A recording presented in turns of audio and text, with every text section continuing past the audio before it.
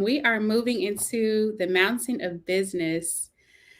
Um, and this is a very special one because the mountain of business is called to produce wealth, to really fund every other mountain, and as we look at the state of our society, we have to really see how, the people who are being placed in positions of influence in business, we're not meant to just be billionaires and go to Mars and go into space. Like, we're meant to be billionaires so that we can take care of our people, of society, and particularly what's happening in the Black community. It is a very significant time for economic deliverance. As we talked about racial reconciliation earlier and justice that is coming here in the earth, really for the Black community. Yes, racial injustice is part of that, but economic deliverance is part of that as well.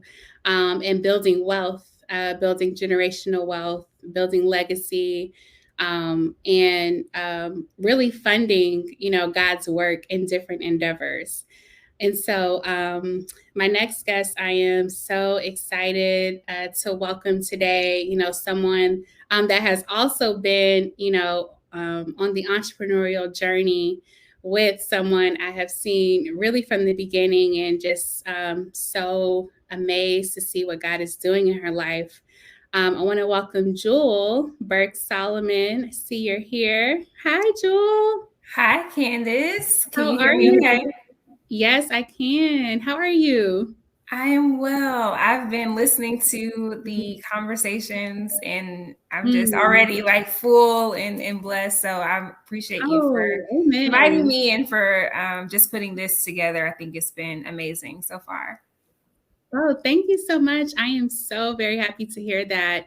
And I'm happy to see you today. It's been so long. Too We've talked long. briefly, yeah. But, in this pandemic, we've been isolated so much. I have, been kind of nesting because I was pregnant during the pandemic, and had my babies. And now you're expecting. And I'm so Yes. excited for you. So I'm thankful that you made the time because I know how pregnancy is. It's tiring, but we It's are rough. sending you, and it can be hard, but we are sending you love, good energy, good vibes. And I'm excited to have this conversation with you because I wholeheartedly believe that, you're an amazing example of what God is doing in the mountain of business. And we've had the chance to, have, somewhat of a journey together through our entrepreneurial paths. And I had the chance to see you pitch Part Pick. I don't know if it was the first time, but one of the first times in 2013. Yes. I think you were um, talking about the same time. I think it was the very first time I Was pitched it in the very public. first time? Right. So Yes. I remember that. I was there. I think I did a panel that day, but it was the Start ATL conference by Digital Undivided at Spelman. And I remember when you pitched, I was like, oh, wow, like that's very disruptive technology that she's envisioned, just from your experience. I believe it was at your job at the time, but it was also a problem that your grandfather had experienced or had some insight into as well, right? Yep, exactly. Yeah. Yeah. And so, I also at the time, Jewel and I were pretty much knocking out the pitch competitions. Because I remember, I had a wave of winning competitions because that was our way of raising money at the time, Yeah. right? And then Jewel took over and rode that wave out. And so, what was that time like, and how did you gain, the faith and the courage to step out as an entrepreneur?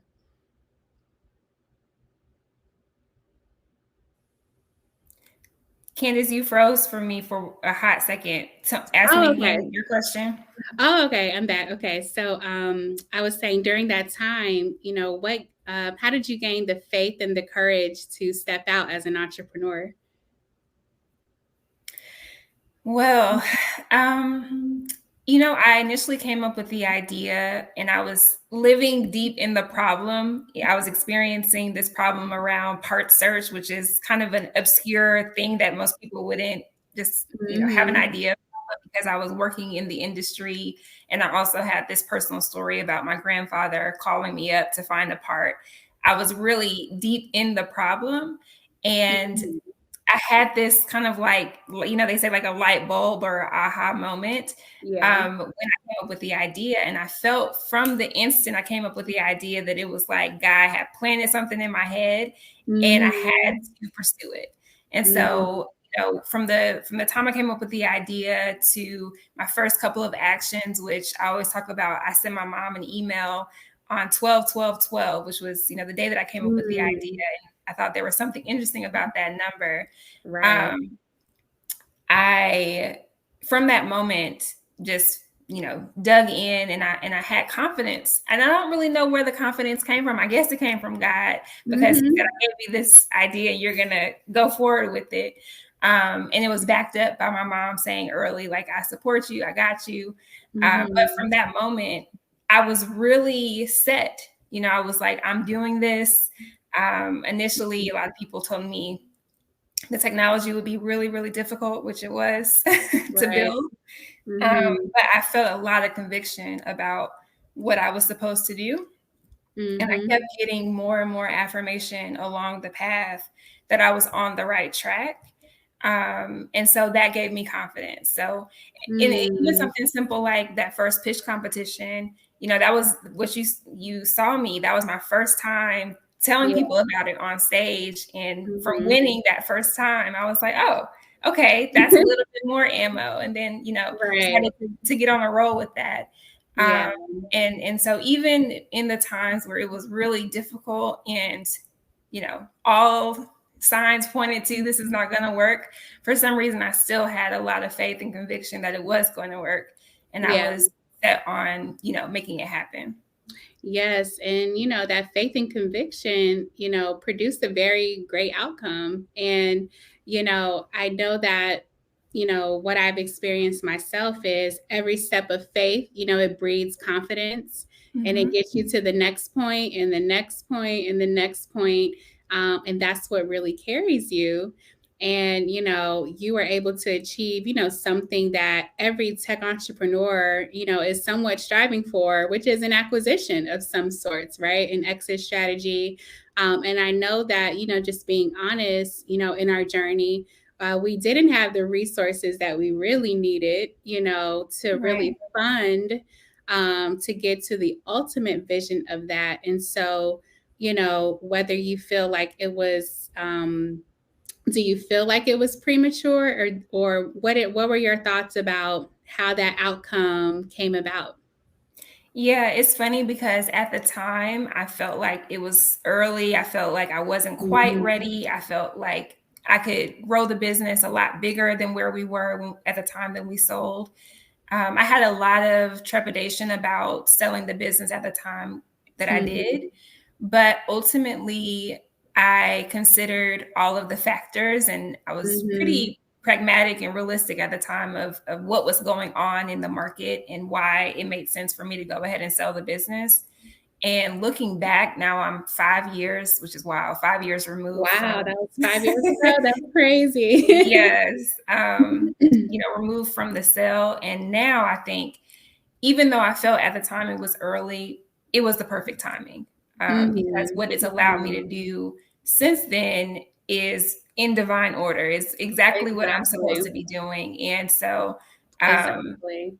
yeah, so I And think, yeah. God's timing is perfect, and it happened exactly when it was supposed to happen and the way that it was supposed to happen. And even though it was challenging for me, I talk a lot about how the experience, it was probably the hardest thing I've experienced. I'll say up until pregnancy. Pregnancy is harder, but Yeah. Yeah. at the time it was the hardest thing I'd experienced. Um, and even that I think was perfect preparation for the things I had coming up next. So, It uh, was, I mean, looking back, Jewel, it's just like it does seem so divinely orchestrated. And what I glean from your journey is that, God's hand is in everything.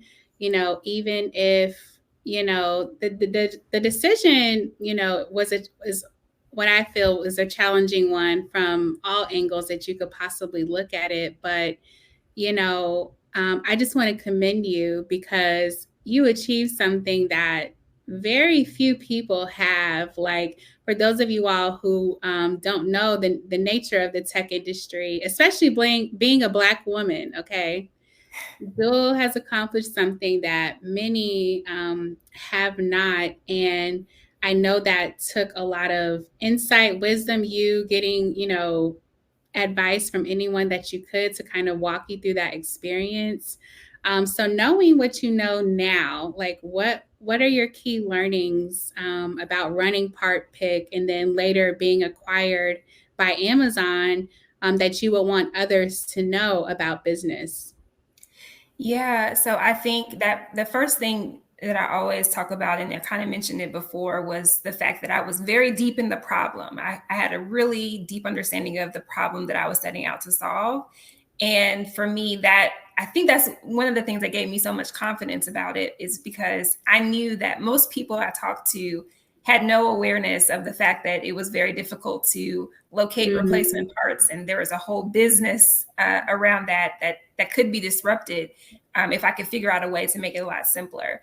And so starting there, and I spent a lot of time at Georgia Tech, even though I didn't go to Georgia Tech, but spent a lot of time in the customer development classes, and really spending time on the problem first before I did anything else. So but by the time I was pitching, I had, this deep conviction about the problem that I was setting out to solve. So that's always where I tell people to start, because I think that, and this from your experience, having that confidence where better than anybody else that you're talking to or pitching about what it is that you're pitching, that's really important. And that's a good foundation. And then from there, I think building the right team around you. So for me, that meant tapping into, again, resources at Georgia Tech and finding Dr. Nashley Cephas and, the technical team that I was able to build. Obviously, well, people may not know this, but I didn't have an engineering background. And so, but I set out to build a very, very highly technical product. And so in order to do that, I had to find the right people and good people, which I wasn't, not to say the first early people I worked with weren't good people, but I had some trial and error to get to the right team that could actually help me to see through the vision. And then seeking counsel. So to your point, as far as when I got to the point of selling the business, I had never sold a business before. I didn't really know what that process would look like. I didn't really know anyone who had done it before. So I really had to figure out, okay, who can I find that can give me at least some advice as I go into this experience. So all of that, I think, there's so many things that could be said about like the lessons. And one more thing I'll add is just taking care of yourself. And this is one thing I didn't do well. I was so focused, like super laser focused. And if you knew me anytime between 2013 and 2016, sorry, because I was just so focused on what I was doing, that I really neglected, taking care of myself as a person. And what that looked like is by the time I was selling the business, I kind of just had a crash, because all of the emotion and all of the even pain in the journey, I experienced it like all at once when I started the business. And so I wish I had been able to spread that out over the course of building and not having to experience it all at once. But even in that, that brought me closer to God, even in that. So I say, it all goes to the good, and, reflecting on the experience is something that it's now has allowed me to be in a position where I can help other people go through, who are going through that same journey, and make sure that they're not making some of the mistakes that I made, and that they have better resources to do the things that they're trying to do. So that's the blessing in all of it. Yeah, absolutely. And I had a similar crash too, and I ended up taking a month off, like sabbatical, which led to the shift actually. But I think you are emphasizing a point that a lot of people need to hear because, your mental health can sometimes, you know, um, limit your path or limit your journey because that tends to take over, and a lot of entrepreneurs struggle in that way. But I think that you're just bringing so much light into experiences that now a lot of Black founders are going through, a lot of Black business owners. And again, you having the courage to step out and build something revolutionary and taking on, just all the challenges with that. It definitely planted a lot of seeds that I feel that now we're in this harvest time. What I've been sharing, this divine harvest time, we're seeing those seeds, planted, are now harvest not only for yourself but a whole new, what I'm gonna call a whole new generation of Black Yeah. founders. We're not that far removed. Like we start, we're not that far removed, but it's just leading to success for so many people. And it's kind of like, when I see people on Twitter who are now part of Google for Startups, and they are now feeling all of the support and the resources that we needed when we were starting, it just like makes me tear up. I'm like, man, like it's just so amazing. And now you're in very influential places, influential positions now as the head of Google for Startups. And so you made your transition from Amazon to Google, which again, let's give Jewel her props, y'all. Who else is in influential positions in Amazon and Google? And this is what we're talking about, in terms of how God will place you in influential positions as we're taking the mountain of business. And so, like, what has been your experience now seeing it kind of from a higher perspective? Like, what do you feel like is your purpose now in all of this? Yeah, I mean, I think that my purpose now is exactly what you mentioned as far as I didn't have a lot of the resources that I wish I had or that, I needed when I was getting started. And honestly, people that were in positions where they could have helped me, didn't in some cases. And Mhm. that really left an impact on me. And I made a vow to myself when I was still building that if I ever make it on the other side, if I can get through this, I'm going to make sure that the road is not as difficult for the people that are coming up behind me. That was like something that I told myself while I was still building. And so when I had the opportunity, initially I started, and this was part of my healing process as far as, experiencing depression and everything that came with selling my business.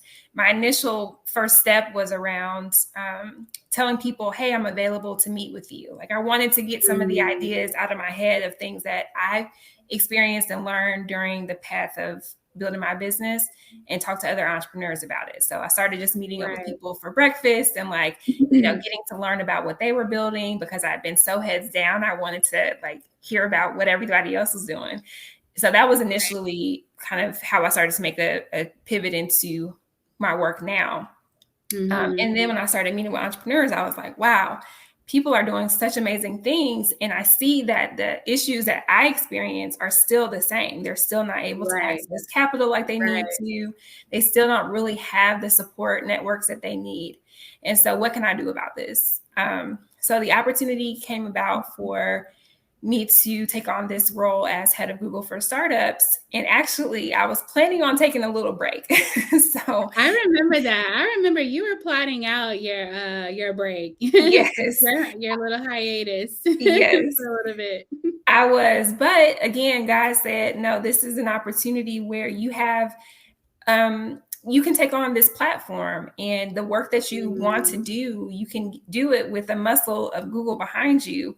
And so, of course, I had to say yes to that. So my break, what I was expecting to be, at least a month, maybe even a year, turned into a week between Amazon Wow. and Google. And so, that didn't work out. But hold on, let me get this hair together, Candace. Okay, so yeah, so the yes, the break didn't really work out, but what happened was I was in perfect position and perfect timing for what we've seen over the last 2 years, where I started my role at Google in December of 2019. I had a couple of months to get a Mm, game plan together, and my game plan was already um, to deploy resources to Black, Latinx, and veteran entrepreneurs. That's kind of the remit mm, that we had, not knowing that we were going to have a pandemic coming just around the right. corner. And the resources that I Wow. had in my head, I would need to go even further with that. So I thought, we'll do events, and I'll sponsor pitch competitions, and try to get out Mm, some dollars and resources that way. But what we saw, in March and April, was that Black entrepreneurs in particular were not getting the resources as far as PPP loans and things from the right. government. And so that was a call to me to say, okay, what you thought as far as how you're going to use this platform is you're going to have to expand it. And so I put Right. together the proposal for us to do the Black Founders Fund. Took, some steps, and had to navigate the internal Google politics, but ultimately was able to get that approved and get allocation. And since then, we've been able to get direct funding. And I'm not saying loans, I'm not saying equity financing. I mean, just Right. cash awards, non-dilutive Mm, awards to 126 Black-led companies in the US. It's wow. expanded to Brazil, Europe, and Africa. So I have Wow. colleagues in all of those places that have been stewarding the dollars for those regions. We just announced last week a Latino Founders Fund, so we're even continuing to Mm, expand it. And I'm explaining all this to say that, like, God had me put in the perfect position for the time, to be able to be a steward of these resources that otherwise, honestly, would be stuck up in right. Google. You, yeah. And Yeah. so, that has been the work that I think um, I'm put here to do. I really Mhm. think it is purposeful, for me to have had the experiences that I've had, and now be in a position where I can help other people in the ways that I know they need it, because I was right there with them, just a few years ago. Right, absolutely. And I'm so glad that you had the courage to go back and say, we need some money. We need the money. And because, it takes money to make money, right? And I feel like, for Black entrepreneurs, we are always kind of taught to bootstrap and do what we can with what we have. And yes, we will do that. But there comes a time where you got to put some money into some resources to actually make these things happen. And also, I feel that Black entrepreneurs have very witty, genius ideas, like, and God says He gives us witty inventions, and it takes resources to build these things, right? And you were so resourceful with Part Pick. And again, being planted in the right place, Atlanta and Georgia Tech, having the best technical talent around, someone like Nashley, who's just, again, an amazing technical genius to build this thing. But I also feel that, how you've been positioned is allowing genius to flourish too, right? Like, these ideas that now a company like Amazon found valuable enough to purchase, right? Like, what else? What other, how much of our intellectual property can we now monetize? Can we, use that to produce, very wealthy companies? And I'm just so happy that you're now in a position to do that. But also, entrepreneurs get to learn from you too, because it's the expertise that's helpful as well. Do this, don't do that. Make sure you check this. Please stay away from this person. Like, that type of wisdom is very priceless. And so, in addition to, now being influential in a big tech company, you also recently launched Collab with Barry and Justin. And, a huge congratulations to you all, for closing your first fund, $50 million fund. And, that also just gave me so much excitement because I remember, those days of talking about it at the gathering spot, and you guys started bringing it to fruition, but now putting some major dollars behind what you're doing. And so you're technically a VC now, on the Yes. other side. So what is it like now on the other side, as in a position of investor and now investing in entrepreneurs? Like, what are you seeing? What was that experience like? Yeah, I mean, it's one, thank you for the congratulations, because it certainly was Yes, that's difficult. major. People, no, it is not easy. It is not easy. And I I know I don't even know the half of all that it took to even get that. But we're in a time where now, more funds are launching, more resources are now being available. But I feel like with Collab, you guys have a very unique approach, but also have been able to walk the journey as founders, which is a very unique perspective. Yeah. So, I mean, again, it all comes back to us having a unique experience. So, Barry and Justin we all kind of started around the same time in Atlanta. Yep. And, each of us had unique journeys, but we collectively had struggled in the Yes. journey, and Huge. we each had the same, to ourselves had the same thought that it can't be like this for the next generation, if you will. It has to be better, and we can make it better. Yep. And we know that a big missing part, at least in the ecosystem here in Atlanta, is the capital part. Yes. And so we said, okay, how can we solve for that? And we're all entrepreneurs. We're like, we have to create something that is fit to who we're trying to serve. And our purpose, and all of us got this message the same way, is that it's for Black entrepreneurs. We see that there is the biggest gap and the biggest disparities that exists for Black entrepreneurs. So we wanted to be very specific and intentional about who we were building this for. And when we started started kind of coming up with the idea in 2018, really launched our fundraising efforts in 2019. And when we started, people said, are you sure you want to do for Black entrepreneurs? Maybe you could do it multicultural or diverse or underrepresented. And we were like, no, we're talking about Black people. So we're going to be specific.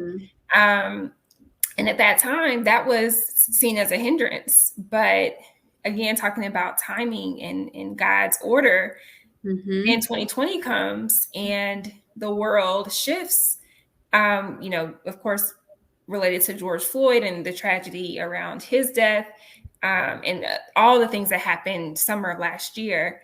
And then all of a sudden, there is conversation about Black people and getting capital to Black people. And we were already had the fund stood up, already in the market fundraising. And so we're there and available to kind of capture what was going on. And so that put us in a position where we were able to pretty quickly raise $50 million during this time. And so that is what I think about as far as when we initially set out, people said, no, this is too specific.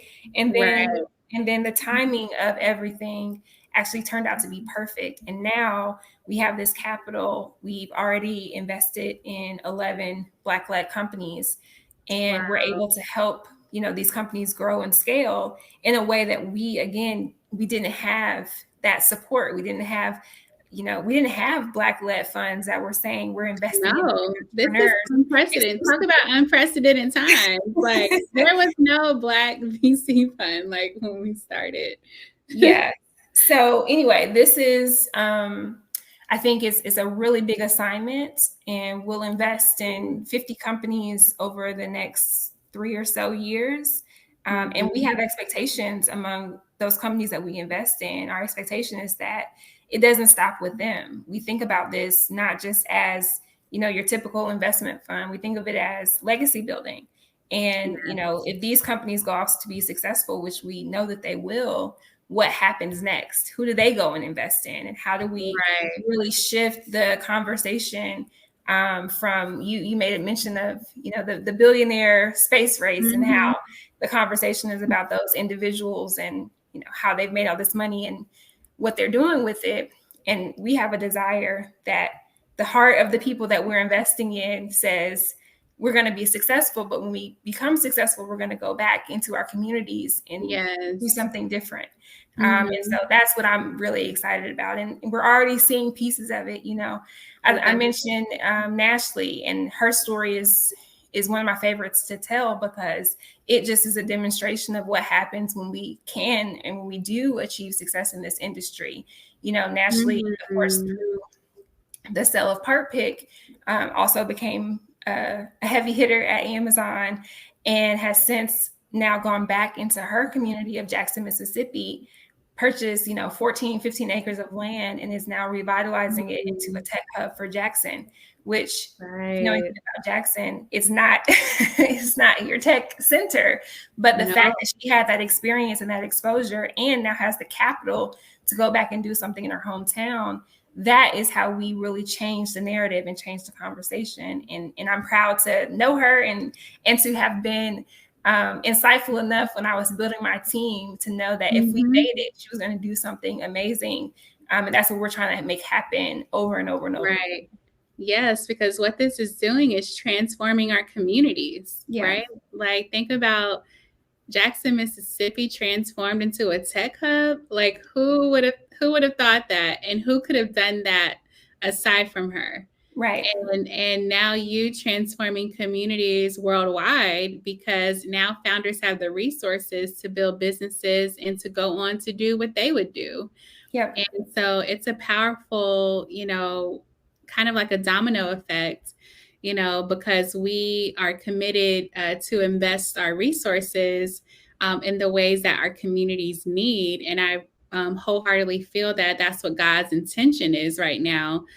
Because unfortunately, when it comes to business, greed has really taken over this mountain. And so, it's the love of money, it's the greed of money, it's the material possessions, it's the ego, and our money. Well, a lot of money is caught up in that, but it's being taken away from the people who need it, right? Like, how can we eliminate poverty? How can we, provide better schools? How can we provide food for people in need? Looking at, Jasmine and what she's doing with Gooder, so there's so many more better companies that could be formed that are actually going to transform this world, Definitely. aside from, I just kind of roll my eyes when I look at what tends to get VC money, right? I'm just like, really? I mean, and so like you're totally, being used to transform the culture, and which is what this whole day is about. So I'm so excited and blessed to have witnessed it, and to know that this is what can really happen when you have the right people in the right positions. And I also want to challenge everyone else who's in a position of influence in business to challenge and use resources the way it should be used, right? Like it took you lifting your voice to tell Google that we need money to accomplish XYZ. Like this is the actual need. And so for those who are in positions of influence, if the resources are there, where it should go, direct it to the right place and use your voice, have the courage to do that. And so I love what you said about now building legacy, and now doing that through your position, but also through Collab. And this is something you've always talked about in hearing your story. I know that your family is such a big part of who you are. and creating generational wealth. And, we're hearing that a lot, right? But what do you feel like is the most important thing that we must do right now, like to maximize this whole time period that we're in? Yeah, I think this time is actually a huge blessing in one sense. I think that people are becoming more aware of the fact that life is short and precious, and you have to have conversations and spend time with, when you can, the people who you love. And in my case, it's my family is so dear to me. And even though I haven't had a chance to see them as much given the pandemic, I have had a Mhm. chance to spend time with them in different ways. So, for example, my dad and my uncle and I, we purchased a car wash together maybe last Aw. year. Yeah. And what that has spurred is that we have these weekly family meetings with me, my dad, my uncle, and my grandmother. And so we have a call on Monday afternoons, and that means I Mm. have a touch base with them every week. Where, of course, we're talking about the business, but we're also just catching up. And my grandmother, she's 95 years old, and I'm also getting tidbits from her of parts of her story every week and everything. And it's just so precious. And I think that those types of conversations now are so important. And even to put a little bit more of a Mm. serious tenor on it, because many of us have lost folks over the past 2 years because of the pandemic Mhm. or natural causes or other reasons, there has to be a conversation in our families around how do we preserve our legacies. A Right. lot of people shy away from conversations about wills and insurance and estates and Mhm. trust. And those are all things that we have to talk about with our loved Right. ones in order to preserve what God has given us. And it's Right. really a conversation about love and where do you place Mm. value, because Right. it's not Value loving. what you love, right? Yes, it's Mm. not loving to leave your family with burden, to leave your Mm. family scrambling to figure out how did they pay for the funeral. That's not a loving act. It isn't a loving act to plan. And so I think there's an opportunity for us as a community, and particularly as a Black community, to do a better job on those types of conversations. And Right. I have one thing that you all mentioned earlier in the day. I mean, in a conversation, you mentioned something about generational blessings. And Yes. one Yes. thing that I think about, and I just thank God every day, is that I have the generational blessing of having a mother who talks about this stuff all the time because it's the business that she's in. She's an insurance and financial services. And so she's Mm. an expert in talking about having these types of conversations with families, and Right. has passed that down to me of like, I've had several life insurance policies since I was in my 20s. And like, that's part of how I think about things. And now as I'm preparing for my child, I Yes. feel so blessed that he will not have to worry about a thing because the Mhm. seeds have already been planted. We've already made the plans for him. And so Right. that to me is the blessing. And it's not even just generational wealth because, I'm building generational wealth at this point, but it is the blessing of, my grandparents and my great grandparents planting actual seeds and figurative seeds Yeah. around how our family would be and how why family would be so important to us, and by Right. holding on to businesses. And even something like, I came up with the idea for Park Pig because of my grandfather's experience on the farm. And I talked to my Mm. grandfather recently about why has it been so important to him to hold on to that land. And when he Mm. told me the story of, how his father and mother acquired the land and how meaningful it was to him, to just keep it, even if Mm. every year is not a bountiful harvest, but just to have it and take care of it. And that just, that kind of speaks to what I think all of us should be doing as we think about our generational wealth and our families, really considering and having conversations with our elders and our grandfathers and our parents, to make sure that we are keeping hold to the things that God has blessed us with over the generations. And even if it doesn't seem like Right. much, it's still foundational to kind of, to build on. So, It um, is yeah, absolutely. I love that you're emphasizing this because even when talking in business, God has been emphasizing family. So like it's he's showing how this is all connected, right? And another powerful point about that is you never know the timing of when those assets will be needed either. You know, when you talk about land and agriculture, you know, we're coming into a time where that's going to be needed, like people actively going back to growing their own food, which was a yes, shift in the pandemic, right? And so it's like preserving legacy, like materially too. Like we talk about legacy, you know, and just the nature of knowing, you know, what your family stood for, what your family craft is, but also assets. Like let's not be afraid to talk about assets, right? And preserving our assets and, you know, being financially secure. And just the blessing that your son won't even have to worry about money, like that is just amazing. And that's what, you know, generational blessings bring is it allows, you know, the next generation to freely pursue their calling, like yes, freely pursue their purpose. Like think about even for us what we had to think about or what we had to worry about rather as we were pursuing our business, right? We had to worry about many things, but even going back 2 generations, what your grandparents had to worry about, but they were still able to have something to pass down. And I think that you know, we are now able to pass down even more as we're preserving the legacy and really taking advantage of the opportunities in front of us, definitely. which you have done so gracefully, courageously, you know, and I just thank you for all that you're doing.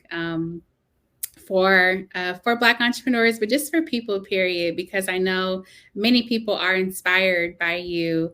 And this has also been a time where we needed to see other living examples that we can actually do this. Yeah. And I know that you've done that, you know, not only for Black women, but Black women in tech, people in tech, Black people in general, women, period, everybody have been influenced by your many achievements. And, you know, I also know that it has taken a lot to get here. So just thank you so much for making the time. I'm glad we've reconnected. A Yes. lot of this is a very, you know, beautiful time. I'm excited about what's next for you.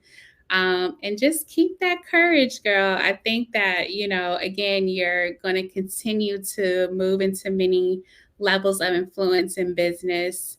And as we excel, you know, courage is required. And so thank you for all those courageous decisions that you're making too. Thank you. And I shared this with you when we spoke over the phone, but I'm so blessed by your ministry. I'm so excited that you're Oh, leaning thank into it. you. Yes, I'm still meditating on the conversation we had a yes. few weeks ago, and I picked up the book that you recommended. So, Oh, um, wonderful. yes, I just appreciate you. And it's been when you mentioned about seeing me at that first pitch competition, and that Mhm. was in 2013, early 2013. Just to think about all the the things that have happened since then and the journey since Mhm. then, and being, the two of us kind of parallel pathing Yes, this whole thing. And so now it's yes. beautiful, both now wives, and you're already a mother, and I'm about to be. And so Mhm. it's just a blessing to know you. And I just thank you for the opportunity to chat here. Oh, thank you so much. And we'll be talking more for sure. Yes, Yes. we will. Thank you so much for sharing today. It's been a really a major blessing for us all. And I am going to prepare you all for our next wonderful guest in the mountain of business. You know, God is so for real about business. He gave me 2 amazing, incredible people to represent what is happening in the mountain of business. I am looking at your comments. Thank you for tuning in today. Thank you for being plugged into what God is doing to transform the culture. We're preserving legacy. We are creating new Black Wall Streets. We are building wealth. The book Joel is referring to is the Esther Anointing. You can look that up. It's about being called for such a time as this.